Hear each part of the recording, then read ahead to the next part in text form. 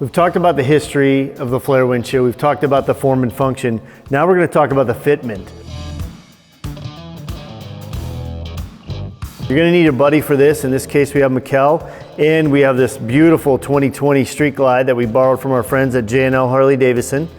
We grabbed a straight edge. You can use a board, you can use a piece of metal. In this case, we have a yardstick that we covered in black tape so it doesn't blend into the wall here.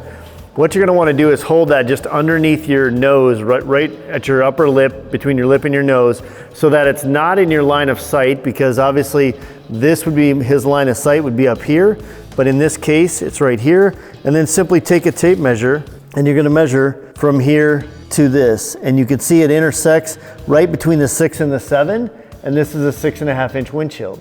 Makes perfect sense, okay?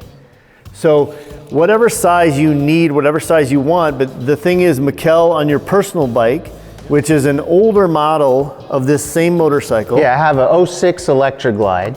Okay, and when they went to the vent system, which is the 13 and down bikes had no vent, 14 and up have the vent, they effectively raised the height of this whole fairing 1 inch, okay? So what do you run on your personal bike? I usually run an 8.5. Yeah, and so an 8.5 will give him just a little more protection, but keep in mind that his fairing sits 1 inch lower than this particular bike, okay? So the best thing you can do is get on your bike with your seat, with your handlebars, sitting the way you sit, because in this case, if Mikkel slouched, okay, he'd be right down here, but what you don't want is we don't want you to look through this curved part of the windshield, because there will be a distortion factor. The other thing we just talked about was keep in mind that just because the air hits you a little taller, and you might have said this better than I do, so you can take it away. Sure, a lot of guys call and say, hey, I have the stock Street Glide shield, it's about 4 or 5 inches, and the wind's hitting me right above the eyes. I just need the windshield 2 or 3 inches taller.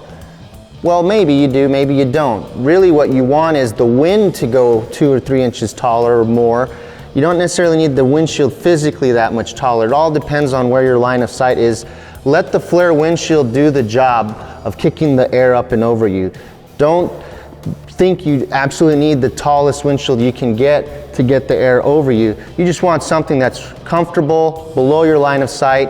As you can see, the flip and the design of the Klock Werks flare is what's going to do the job of getting the air over your head. We always say like a 6.5 works more like an 8 inch windshield. So if you have a normal straight 8 inch windshield, this is going to be that effective height. But the key is always make sure that you can see over it, you know. We want to make sure that that line of sight factor comes into play. Remember, it's your ride, you decide.